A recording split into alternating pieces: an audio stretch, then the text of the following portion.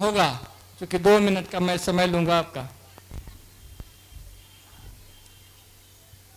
आपने मुझे शामिल किया, बहुत इज्जत बख्शी, अच्छा लगा आकर के। और स्कूल का प्रोग्राम है, पढ़ने लिखने का प्रोग्राम है, एक बहुत ही अच्छा दौर है बच्चों का। जो बच्चे बैठे हुए हैं, जो वहाँ हैं और जो उनके गार्जियन हैं, बहुत ही अच्छे से ध्यानपूर्वक सुन रहे थे। जोश जज्बा है उनके अंदर, आगे बढ़ने की ललक है।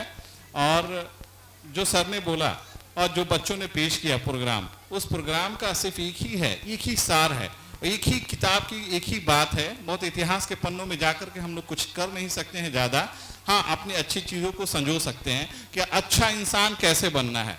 अगर आप लोग इस मूल मंत्र को याद रखेंगे तो हर प्रोग्राम को कामयाब हो जाएगी, आपकी शिक्षा कामयाब हो जाएगी, आपकी सर की मेहनत कामयाब हो जाएगी।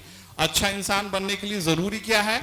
जो हम लोग किताबें पढ़ते हैं, क्या कभी किसी किताब में हम लोगों ने ये पढ़ा है किसी को मार देना है, किसी की गरीब की मदद नहीं करनी है, सड़क पे अच्छे से नहीं चलना है? क्या हम लोगों ने कभी इसको किताब में पढ़ा है? क्या हम लोगों ने कभी ये पढ़ा है कि जो बड़े हैं उनकी इज्जत नहीं करनी है? क्या कभी हम लोगों ने कभी ये कहा है कि राह चलती लड़कियों को छेड़ना है? क्या कभी हम लोगों ने ये पढ़ा है कि किसी के घर को कब्जा कर लेना, किसी की जमीन को कब्जा कर लेना है, अपने टीचर का आदर नहीं करना है? ये इतिहास में जाने की जरूरत नहीं है। यहाँ जब से हम लोग पैदा हुए हैं तब से ये चीज देखते आ रहे हैं, किताबों में यही पढ़ाई जाती है। पूरे हिंदुस्तान में किताब में एक ही वो चीज होती है। तो आप इतिहास की जो हम आज महापुरुष, देर नहीं करूंगा मैं, जो महापुरुष की चर्चा हो रही है, क्यों हो रही है, उसकी वजह क्यों जा रहा, क्यों आप नहीं समझने की कोशिश करते हैं? क्या वो एक बहुत बदमाश थे? क्या रंगदार थे? नहीं थे ना, वो एक अच्छे इंसान थे। उन्होंने देश को देने का काम किया, उन्होंने अपनी प्रॉपर्टी को देश के आजादी में लगा दिया, उन्होंने बता दिया कि हम भी भोग विलासिता की जिंदगी जी सकते थे, हम भी बहुत बड़े महलों में अंग्रेजों के चाटुकार दलाल हो सकते थे। लेकिन नहीं, उन्होंने बगावत किया, उन्होंने अपनी जिंदगी, अपने परिवार सबको तर्क कर दिया। उन्होंने बताया कि नहीं, आपके पास सब कुछ है लेकिन देश का हित पहले है। देश का हित कैसे पहले है? कि देश को अंग्रेजों की गुलामी से आजाद करवाना उनका लक्ष्य था।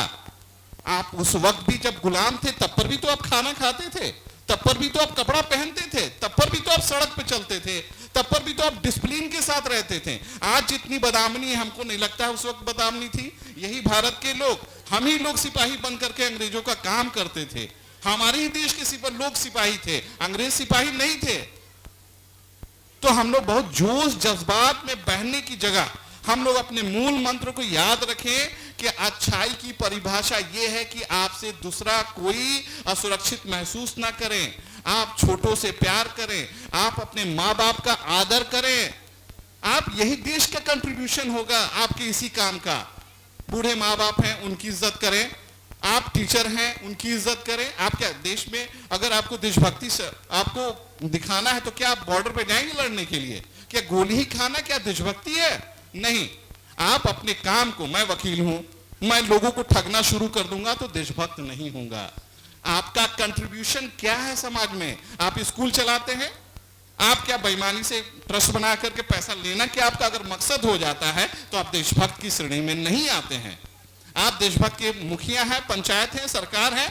आपका कंट्रीब्यूशन देश की तरक्की में यह हो सकता है कि जो कोटे का पैसा मुझे मिलता है, क्या उसको ईमानदारी से हम समाज के सभी वर्गों पे खर्च करते हैं या नहीं करते हैं? आपको बॉर्डर पे जाने की जरूरत नहीं है, आपको चीन और पाकिस्तान से लड़ने की जरूरत नहीं है, वह हमारे वीर सैनिक कर रहे हैं।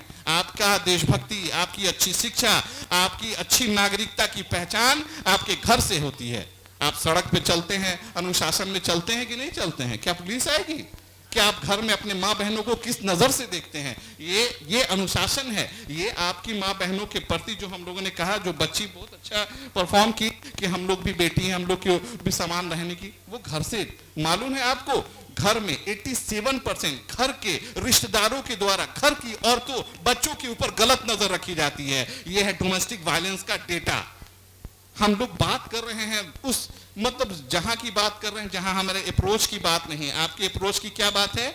आप अगर अपने माँ बाप का खाना खा करके 2 घंटा नहीं पढ़ते हैं तो अपने पैसे को जायज नहीं करते हैं। मुझे अपने फादर से प्यार था, फादर को मैं हमेशा लेटर लिखता था अंग्रेजी में तो मैं बोलता था मैं बड़ा प्यार करता हूं आपसे, बहुत ये करता हूं, और मेरी अटेंडेंस अलीगढ़ में शॉर्ट कर गई, 1 साल मेरा खत्म हो गया।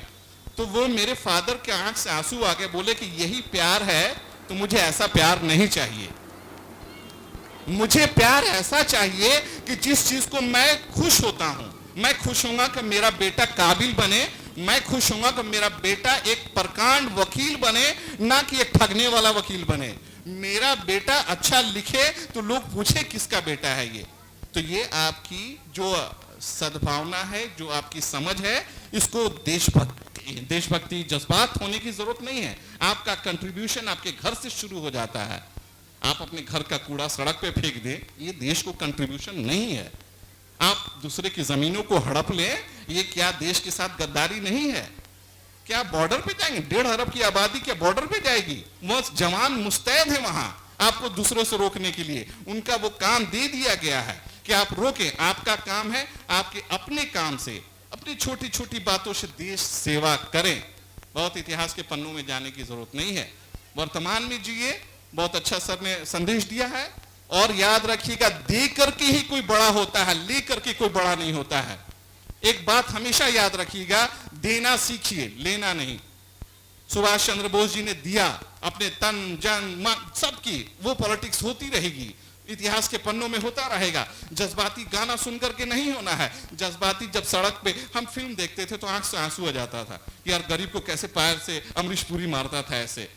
और जैसे ही कोई गरीब खड़ा दरवाजे पे मिलता था, खटकर के मांगता कि क्या दिमाग खराब क्यों हो, जाइए आगे बढ़िए। तो मेरी माँ कहती थी, ये जज्बाती 5 मिनट का नहीं होना है, वो आपसे भीख मांग रहा है, उसको दीजिए आप। ये जज्बात में बहना नहीं है। जज्बात को पालिए, गुस्से को पालिए और देश की सेवा अपने पहले कदम से शुरू कर दीजिए। आप अच्छे नागरिक होइएगा, अच्छे देशभक्त कहलाइएगा। इससे ज्यादा मैं कुछ नहीं बोलना चाहता हूं। बहुत बड़ा हथियार सर ने दिया है स्कूल बना करके। आप इन छोटे छोटे बच्चों के दिमाग में जो भी बात चाहेंगे हटा सकते हैं। कच्चे फूल हैं, जिस तरह से ले जाना चाहें उनको आप ले जा सकते हैं, जिस तरह मोड़ना चाहें मोड़ सकते हैं। आप कभी जानते थे कि पूरब किसको कहते हैं, पश्चिम किसको कहते हैं? सुनते आ रहे हैं, समझते आ रहे हैं। जो चीज बचपन से, वो चीज आज भी है। तो जो बचपन में माँ बाप, भाई बहन, टीचर जो सिखाता है, वही अच्छा निर्माण होगा। इससे ज्यादा हम कुछ नहीं बोलना चाहते। बहुत टाइम हो गया, आप लोगों को भूख भी लग गई होगी। और सर का मैं फिर से धन्यवाद और शुक्रिया करता हूं। राम उदय सर ने मुझे बुलाया, बड़े लोगों के बीच में शामिल किया, मुझे अपनी बात कहने का मौका दिया। मैं बड़ा जज्बाती हो जाता हूं कभी कभी। बहुत लोगों को देखता हूं मैं कि जो बात नहीं कहनी चाहिए वो बात कहते हैं। सेंटिमेंट के साथ प्लीज मत खेलिए। आप लोग एक अच्छा नागरिक बनिएगा। आपको कहीं अपना धर्म बताने की जरूरत नहीं है। लोग पूछेगा कि ये कौन है राम उदय सिंह, अरे यार ये तो उसका मान्य। कौन है कबीर अहमद? कबीर अहमद टोपी पहनकर मस्जिद से निकल करके लड़कीबाजी करने लगे तो आपका वो धर्म पे चोट आएगा। आप एक अच्छे नागरिक बनिए, लोग आपके धर्म को भी फॉलो करेंगे। लेकिन शर्त है कि अच्छे नागरिक बनिए, लोगों की सेवा कीजिए। आपकी वजह से किसी को तकलीफ ना हो। जबरदस्ती कोई अच्छा नहीं बन सकता है।